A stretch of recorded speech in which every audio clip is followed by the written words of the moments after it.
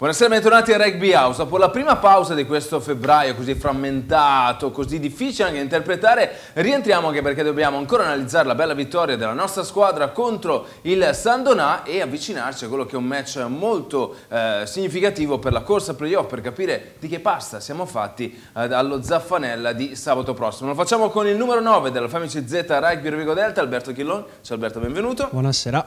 E direttamente dal Gazzettino Paolo Romagnolo. Ciao Paolo, bentornato. Grazie Andrea e ciao a tutti gli appassionati di rugby. Ora Alberto, passo indietro, ritorniamo alla sfida con San Donà, una sfida che è stata portata a casa, 4 punti, peccato non aver trovato il bonus, siamo partiti un po' a rilento ma poi pian piano siamo usciti. Sì, siamo partiti a rilento soprattutto per le condizioni atmosferiche e il campo che erano veramente difficili da affrontare. Ci abbiamo piegato 20 minuti, anche di più, per entrare in partita, perché c'è stato il giallo di Jacques, insomma ci ha messo un po' in difficoltà, però alla fine ne siamo usciti bene e è mancato appunto, come hai detto te, l'ultima meta per il bonus. Però nel complesso la gestione della partita, l'attitudine dei ragazzi mi sembra sia andata bene. Ecco Paolo, San Donà che negli ultimi anni è sempre stata un po' una bestia nera per noi, comunque accontentiamoci, o meglio, ci vogliamo accontentare o peccato per i 5 punti? Direi un po' tutte e due, perché magari prima della partita non dico che si sarebbe firmato per una vittoria da 4 punti, perché comunque San Donà è una delle squadre accreditate per entrare nei playoff.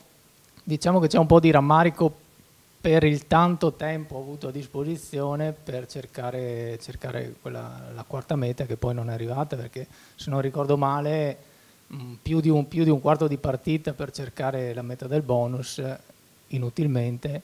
È quello, diciamo, l'aspetto che secondo me lascia un po' di amaro in bocca. Per il resto, insomma, la vittoria è sacrosanta, fa benissimo, insomma, alla Rugby Rovigo, perché adesso non mi ricordo più, però era da un pochettino che non riusciva a battere San Donà.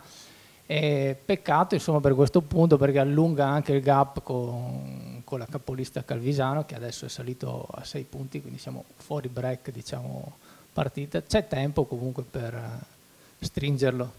Ecco, parleremo dopo di questa forbice che si può allargare e stringere anche già da sabato, insomma, il calendario mette di fronte 2 sfide molto interessanti.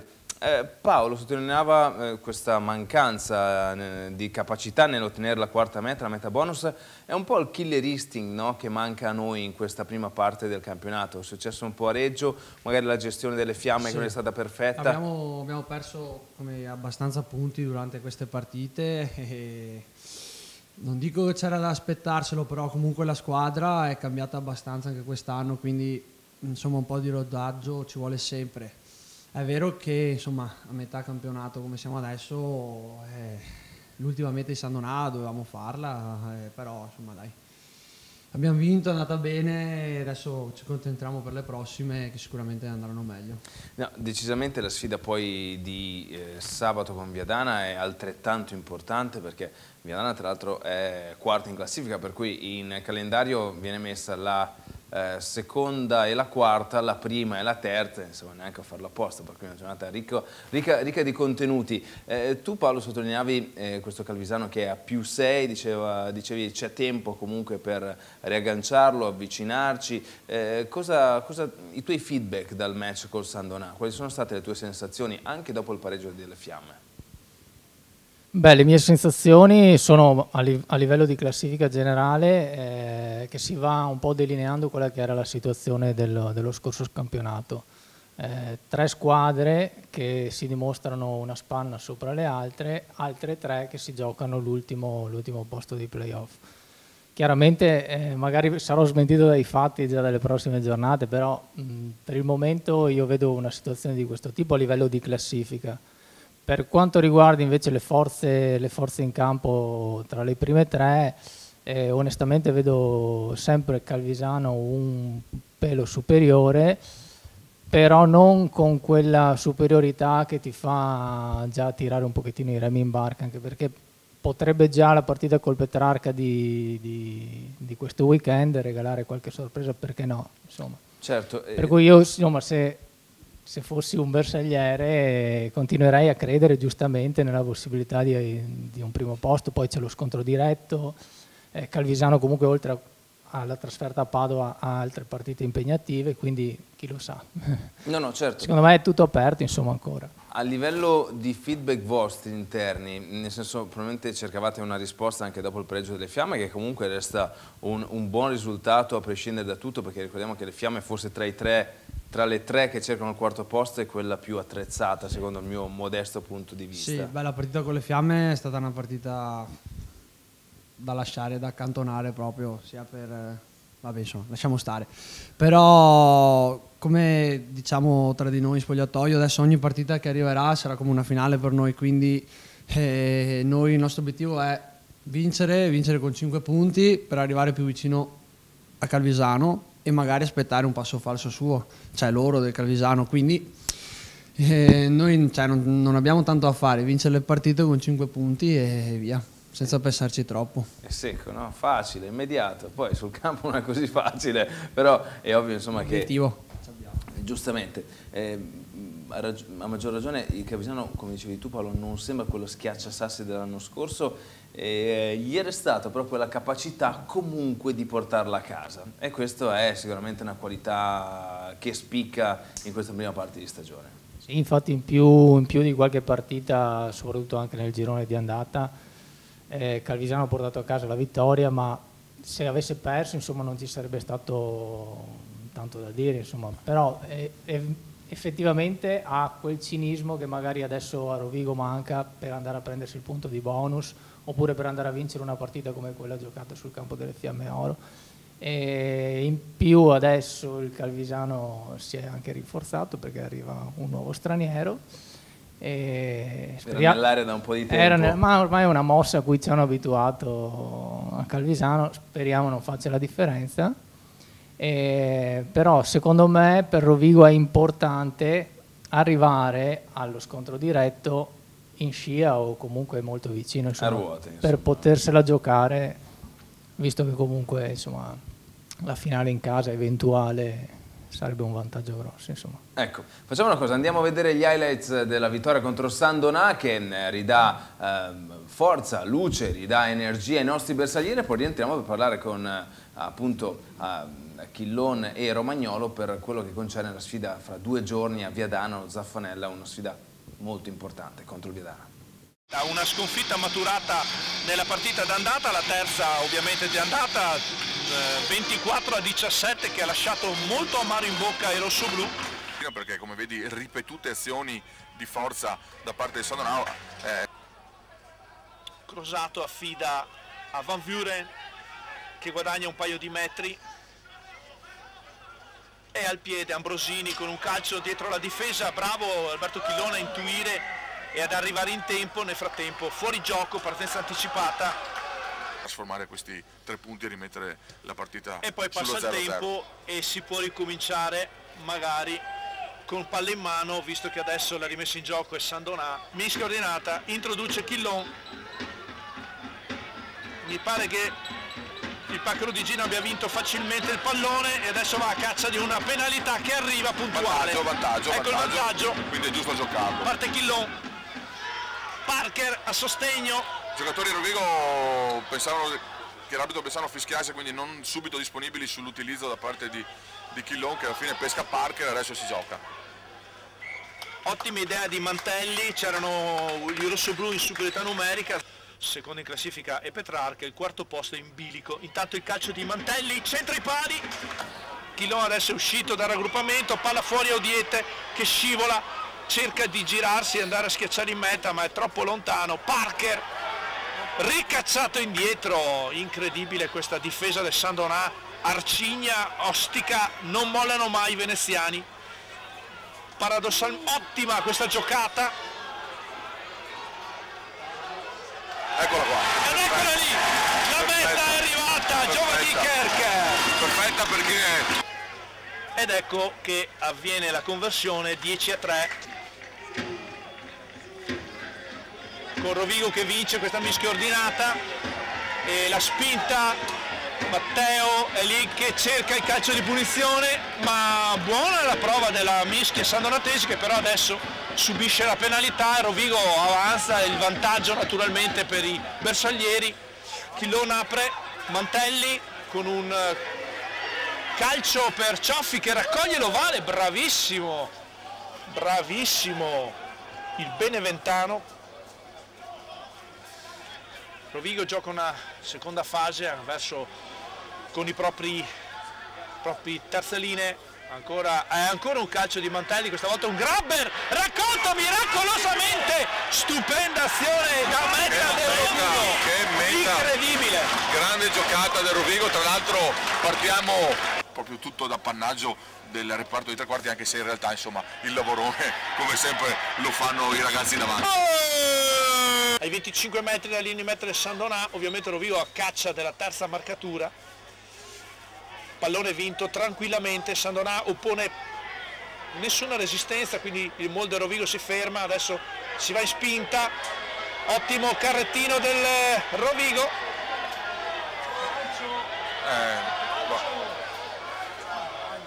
Palla fuori, inserimento di Mantelli, superiorità numerica, Ogliette ed è meta di Wipu.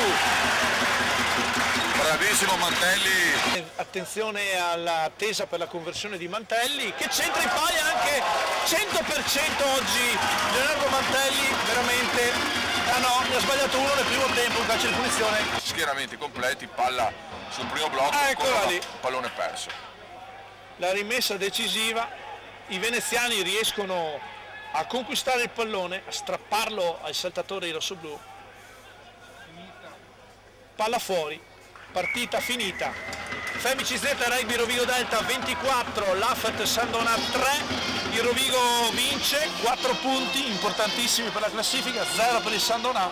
Bentornati in studio Rugby House, fra 2 giorni partita a Viadana allo Zaffanella, in un stadio che ha dei bei e anche dei brutti ricordi. L'ultimo ricordo negativo è quello dell'ultima giornata di campionato dell'anno scorso, in cui abbiamo perso una partita che valeva veramente poco, insomma era l'ultima partita di regular season in cui Rovigo aveva già ottenuto tutto, mentre Viadana aveva bisogno di punti playoff, uno stadio in cui abbiamo anche ottenuto delle grandi vittorie in passato. Di certo questo Viadana ha fame di punti, ha voglia di farci lo sgambetto. Già l'andata ci mise in grosse difficoltà, perché è un 28-24 non semplice da risolvere proprio alla fine con un calcio piazzato di Leo. Sì, guarda, come ti ho detto prima, ogni partita per noi è importantissima adesso, a maggior ragione Viadana, che sappiamo che Pippo è un ex, quindi ci tiene tantissimo, ci terrà tantissimo, l'avrà preparata benissimo, quindi Viadana poi da tanto che, come dici te, insomma è lì che vuole appunto prendere più punti possibili per restare nei playoff, e quindi sarà una partita dura e noi la stiamo preparando bene anche noi, quindi sarà una partita bella, andare a giocare con il nostro obiettivo da portare a casa. Tutto molto semplice per Alberto, vedi Paolo, è inutile che noi stiamo Detta così è già vinta. Andare là, vincere 5 punti, no, poi torni a casa e vediamo gli altri cosa fanno. A parte gli scherzi, Alberto faceva menzione a Pippo, che sicuramente insomma, quando affronta Rovigo ha sempre stimoli maggiori, un Viadana che nonostante gli infortuni è riuscito a ottenere dei buonissimi risultati nel corso di questo campionato. Tra l'altro si è infortunato Rojas prima dell'ultimo match, per cui addirittura ha giocato Pavan mediano d'apertura, allora rientrerà Biondelli dalla 20, per cui insomma un po' di assetto dovrebbero averlo, però mischia pesantissima la loro. Insomma, a livello fisico sarà un match duro e forse anche un po' a livello ambientale. Cosa ne pensi, Paolo? Sicuramente anche la partita dell'andata ha dato indicazioni di questo tipo. È una partita appunto che mescola, al di là dei valori tecnici, anche valori diciamo di altro tipo, emotivi, sia per quanto riguarda Pippo, come aveva ricordato Alberto, anche altri ex giocatori che adesso, bersaglieri che adesso giocano con la maglia del Viadana.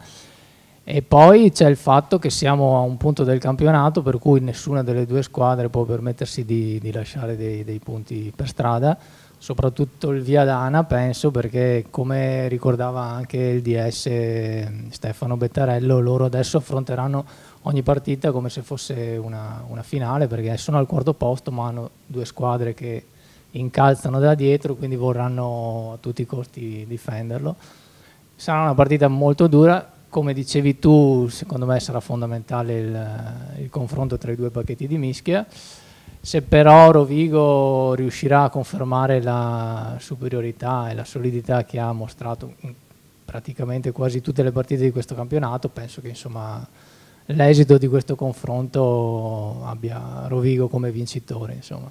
Poi secondo me un altro aspetto che Rovigo deve migliorare per aggiudicarsi questa partita è la touche, che è un po', diciamo, la cosa che è un po' mancata soprattutto nel finale della partita con Sandonà. Mi riferisco a qualche lancio nostro sbagliato. Anche il mio. Anche il tuo. Esatto. E in quei famosi 20 minuti finali, con lancio nostro più o meno dentro i 22 loro, occasioni d'oro insomma per prendere il punto di bonus, che non dovranno più essere sprecate contro una squadra come Viadana. Tra l'altro tu hai fatto una battuta, anche il mio. Anni fa c'era Wanci Legora che lanciava sempre le touche, per cui non sei nuovo, noi siamo abituati a queste cose. Allora, la chiave del match secondo te, Alberto? La chiave del match per noi sarà ovviamente la disciplina, che è un altro fattore che ci ha penalizzato molto, soprattutto con Fiamme Oro, tornando. E è fare le cose come le prepariamo in allenamento. E quello è una cosa che quando ci viene facciamo delle gran partite, non spesso, però insomma quando ci vengono queste cose, le piccole cose fatte bene, penso che per una squadra sia molto difficile batterci. Ecco, tu non spesso cosa vuol dire? Che non sei contentissimo del rendimento quest'anno? No, sono contento, però penso sempre che possiamo fare molto meglio. E cioè, nel senso, finché vinciamo va bene, però quando arriveranno le partite decisive, importanti, come già sabato, dobbiamo dimostrare che se vogliamo veramente non c'è storia. Quindi spetta a noi, soprattutto con la testa, col carattere, con la voglia di dimostrarlo in campo. Ecco, tu parli di disciplina come chiave, sempre dal nostro punto di vista. Cos'è che, tra virgolette, abbiamo messo nel target di Viadana? Cioè, i loro punti di forza. I loro punti di forza, beh, come hai detto te, hanno una mischia veramente pesante, quindi già sistemare le cose in mischia chiusa e magari in drive porterà la partita più verso di noi. Quindi per il resto hanno delle difficoltà a 10, che vediamo se ritorna il ragazzo giovane Biondelli, giusto? Sì. Che può dare una mano, però per il resto penso con i tre quarti di essere un po' superiori, quindi già se riusciamo a muovere delle buone palle al largo e fare muovere le ali, l'estremo che abbiamo, potremo fare dei danni. Quindi se riusciamo a portare fuori il pallone potremo metterci nel binario. Un po' di ritmo e insomma far muovere le gambe, siamo pericolosi. Secondo te loro contesteranno molto i punti di incontro e breakdown? Sì, perché diciamo, per rallentare un po' la palla, cosa che a noi serve avere molto velocemente, è l'unica cosa che possono fare, quindi andranno lì sulle rack, i nostri sostegni dovranno essere molto reattivi e da lì si giocherà la partita. Ecco, Paolo, prima tu dicevi motivi sportivi ed extrasportivi. Secondo te, Pippo, ancora insomma non gli è indifferente affrontarci? Sicuramente no, una vittoria contro Rovigo penso che per Pippo non sia come una vittoria contro una qualsiasi altra squadra, insomma. Però insomma, al di là di questo, insomma, lui ha bisogno di punti per la sua classifica, quindi a questo punto della stagione penso che prevalga di più l'aspetto curiamo la classifica, mettiamo Fieno in cascina, piuttosto che l'aspetto emotivo, che però comunque secondo me inciderà in maniera importante lo stesso. Nella preparazione della partita sicuramente, perché comunque molti giocatori che si troverà davanti lui li conosce benissimo, per cui sarà pieno di consigli da dare alla sua squadra, insomma, da questo punto di vista. Certamente. Alberto, ma legandomi a quanto si diceva poc'anzi, tu che insomma da qualche anno ti sei messo sulla retta via dopo un periodo di inferno, purgatorio, adesso sei nel paradiso, è veramente così intensa questa esperienza a Rovigo? Beh, la mia lo è stata, lo è tuttora. Penso che, forse te l'ho già detta l'anno scorso questa frase, però per un giocatore in Italia venire a giocare a Rovigo penso sia una delle esperienze più belle, rugbisticamente parlando, che uno possa fare. Quindi lo augurerei a ogni giocatore di venire qua a provare un anno con questo pubblico, con la società e tutto. Quindi sì, molto intenso, ti bello. Ti resta qualcosa dentro? Certo. Poi lo scudetto, cioè, cosa devo dire? L'ha detto lui, io non volevo dire niente, perché insomma dai, è passato un anno e mezzo, poi maggio è vicino, non sa mai nella vita, no? Sapete cosa facciamo? Andiamo a sentire i rumors che arrivano dagli altri campi, poi rientriamo in studio perché parliamo anche un po' di altro che riguarda il mondo del rugby, che ci ha coinvolto un po' tutti in queste settimane. Le Fiamme Oro tornano a giocare in casa dopo la sconfitta contro Calvisano nella 12ª giornata. A Roma arriva il Conad Reggio, una squadra sicuramente alla portata dei cremisi, ma che nelle ultime partite ha fatto registrare prestazioni importanti contro Petrarca e Calvisano campione in carica. Per i cremisi è fondamentale non soltanto vincere, ma trovare il punto di bonus per poter riportarsi al quarto posto della classifica, magari approfittando del fatto che il Viadana, attualmente quarto, sfida in un big match il Rovigo. Nella formazione della Polizia di Stato sarà assente ovviamente Licata, nuovamente convocato da O'Shea per la terza giornata del Sei Nazioni. E finalmente torna il campionato con la 13ª giornata delle eccellenze incastrata in mezzo a 6 nazioni, pronta a mettere in mano alla Lafert le carte buone per proseguire la salita verso il quarto posto alla vigilia della finalissima del trofeo eccellenza che domenica 25 febbraio vedrà i biancocelesti impegnati a Rovigo contro le Fiamme Oro.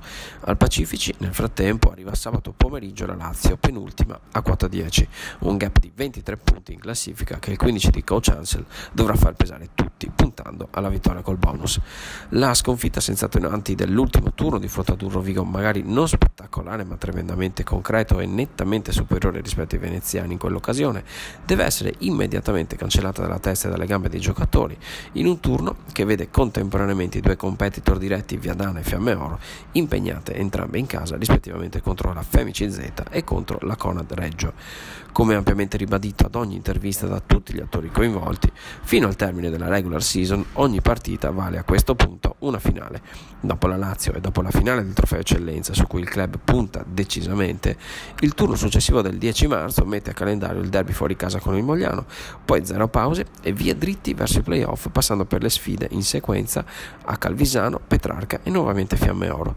Quello sarà lo snodo decisivo per la stagione della Lafert, ma è chiaro che arrivarci con più risultati utili possibile nello zaino farà tutta la differenza del mondo. Lo staff tecnico potrà contare sulla rosa praticamente al completo, con più opzioni in ogni reparto di fronte ad un avversario ruvido sugli avanti, ma poco propenso a costruire gioco. Calcio d'inizio alle ore 15 e pubblico del Pacifici chiamato a star vicino alla squadra in un momento così delicato per gli ambiziosi obiettivi di classifica.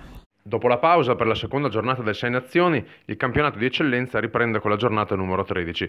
Allo Zaffanella di Viadana si affrontano i padroni di casa e la Rugby Rovigo. I mantovani sono reduci dalla sofferta vittoria contro Mogliano e inaugurano contro i bersaglieri un trittico di fuoco che proseguirà in rapida successione con le partite contro Calvisano e Fiamme Oro. Coach Frati recupera Bacchi e Biondelli, rientrati dai rispettivi impegni con la nazionale Under 20, mentre dagli infortuni rientrano Andrea Denti, Gianmarco Madasi e Capitan Ormson, anche se quest'ultimo difficilmente lo vedremo impegnato contro i rossoblù. Viadana si trova al momento al quarto posto, con un punto solo di vantaggio rispetto alle Fiamme Oro, impegnate contro Reggio che hanno una ghiotta occasione per il controsorpasso. Ma essere padroni del proprio destino è una situazione che può mettere una pressione anche positiva.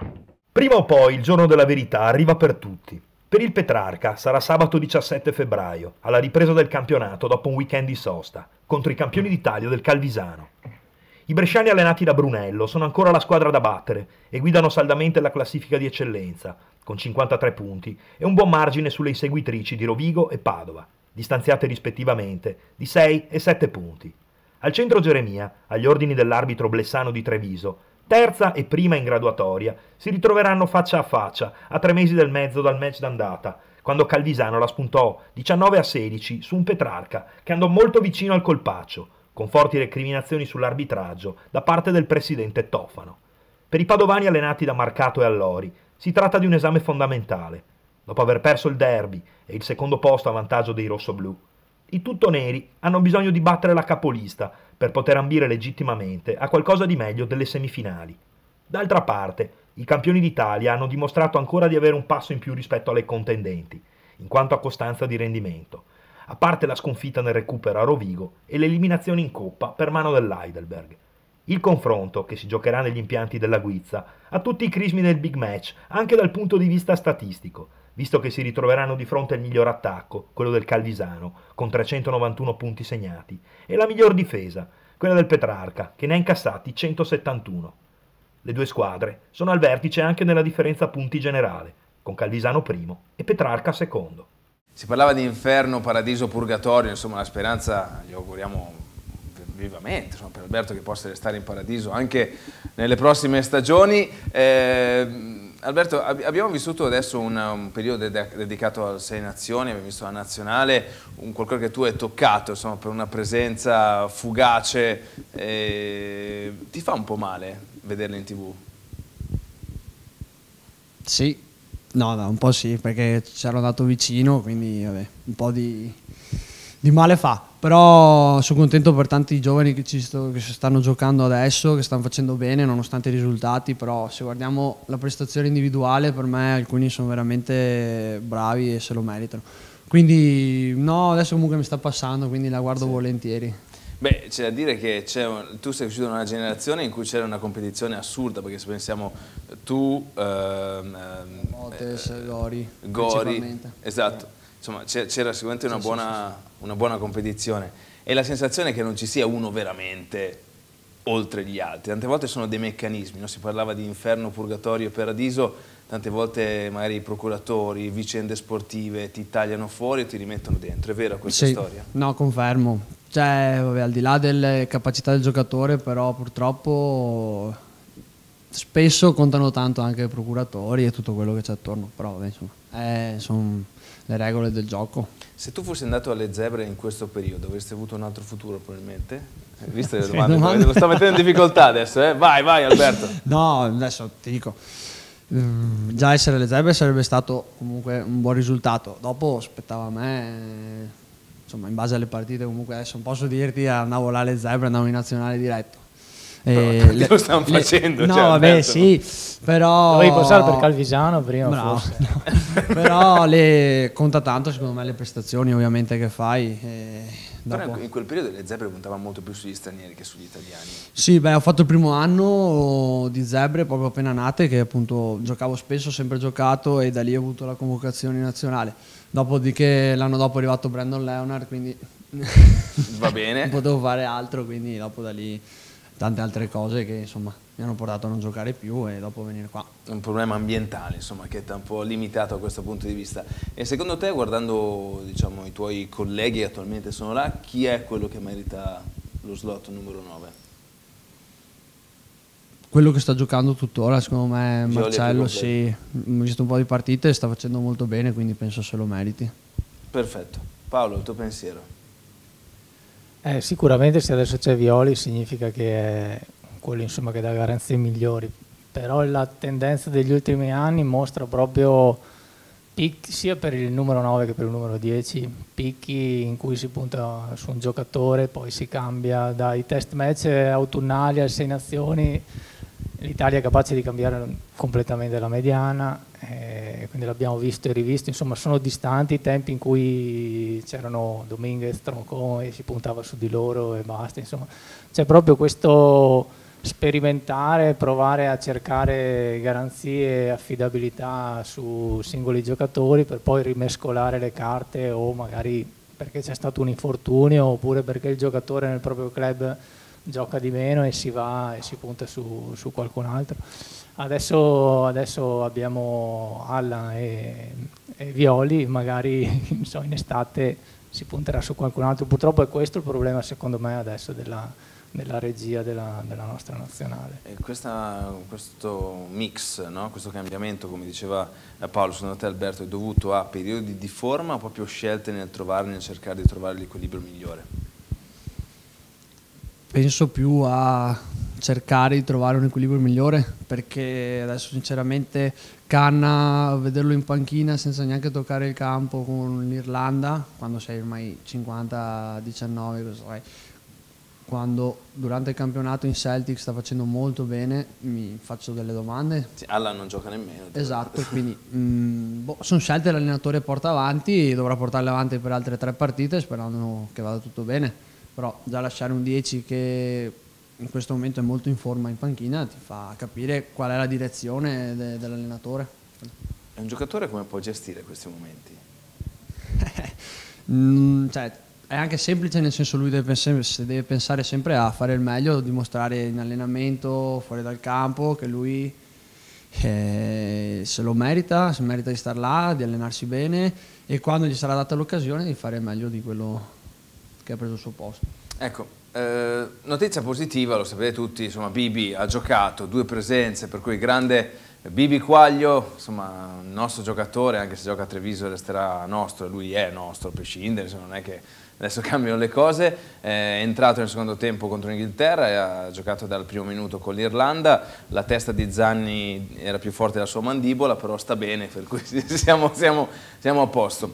Tra l'altro un altro appuntamento veramente importante, perché dopo la partita con Viadana ci saranno 3 settimane di pausa per quanto riguarda l'eccellenza, per cui rientreremo il 10 di marzo con la trasferta a Roma con la Lazio. Ora, dicevamo, il 24 a Badia Polesine ci sarà Italia-Francia Under 18, per cui per tutti coloro che hanno voglia di rugby c'è questa possibilità il 24, sabato, e il 25 a Rovigo si giocherà la finale del trofeo eccellenza tra San Donà e Fiamme Oro, perché comunque anche se Rovigo non gioca, a Rovigo si continua a giocare con delle partite di livello. Italia-Francia Under 18 Badia il 24 e il trofeo eccellenza, la finale qui allo stadio Mario Battaglini. A proposito di giovanili, Alberto, stiamo vedendo in queste 6 nazioni una 20 particolarmente ispirata, con grande carattere, che perde di 10 con l'Inghilterra, perde di 4 con l'Irlanda, sebbene giochi con uno in meno.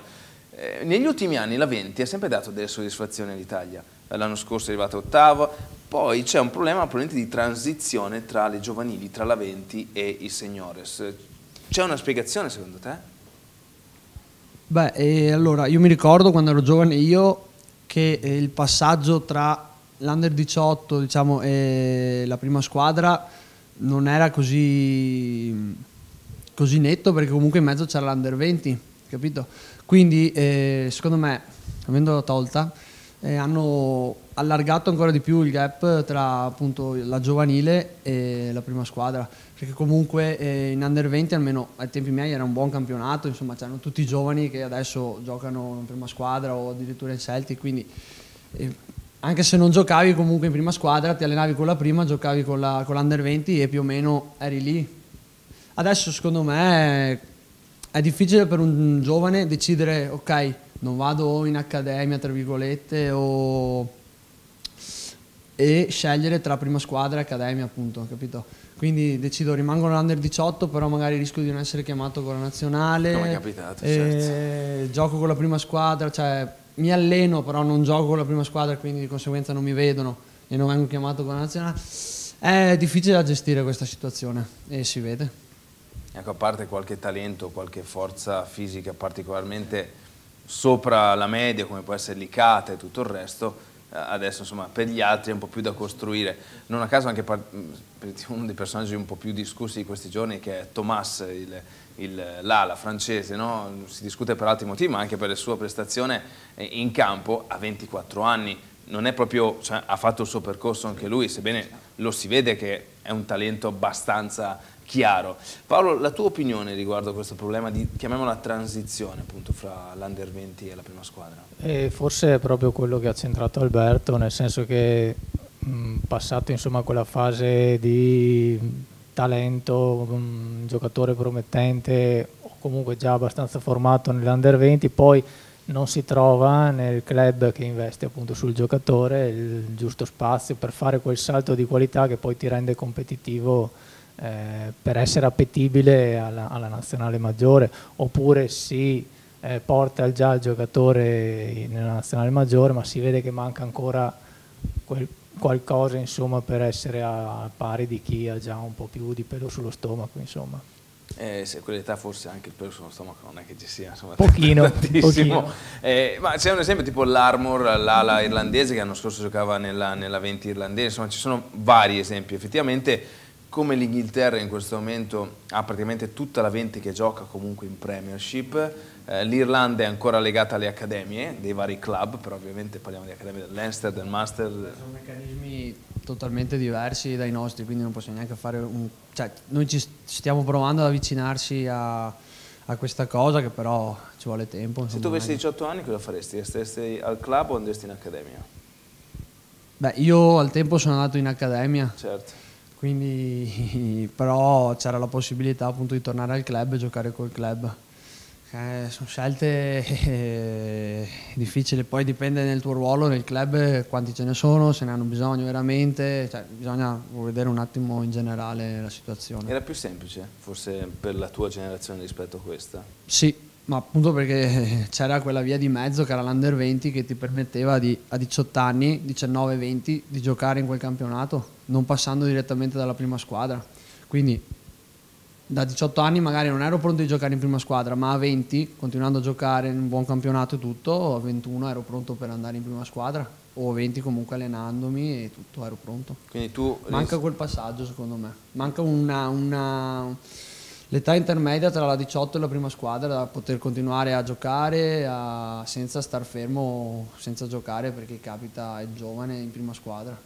Tra l'altro si guardava come quest'anno tantissimi della 20 facciano parte di club di eccellenza in cui giocano molto molto poco, per cui è un altro punto di riferimento. Anche l'esempio stesso di Ortiz, che era un nazionale Under 20, certo. Ha avuto bisogno di un anno a Rovigo nelle retrovie, adesso ha un anno da protagonista, probabilmente il prossimo anno farà il salto in Pro 14, quindi è un iter molto molto più lungo in Italia. Insomma. Passando per Piacenza, tra l'altro. Passando per Piacenza, esatto.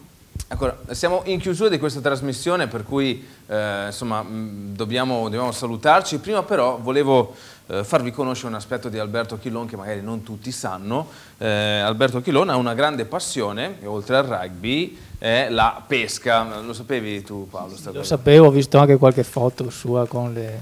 Perfetto, allora noi vorremmo sapere da Alberto Chillon qual è il pesce, che poi tra l'altro è anche l'animale più grande al mondo. Squalo balena.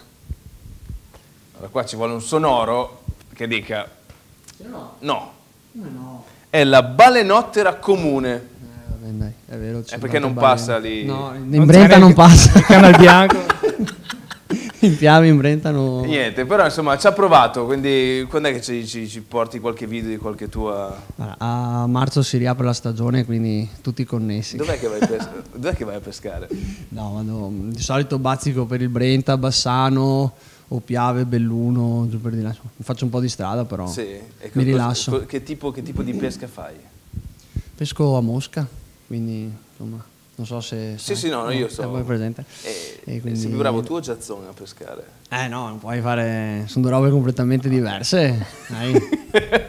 Va bene, comunque se siete appassionati di pesca andate con Alberto, così parlerete anche un po' di rugby e aumenterete la vostra cultura rugbistica. Alberto, noi ci vediamo sabato a Zaffanella. Certo. L'hai detto, bisogna prendere quei 5 punti. Sì, faremo del nostro meglio.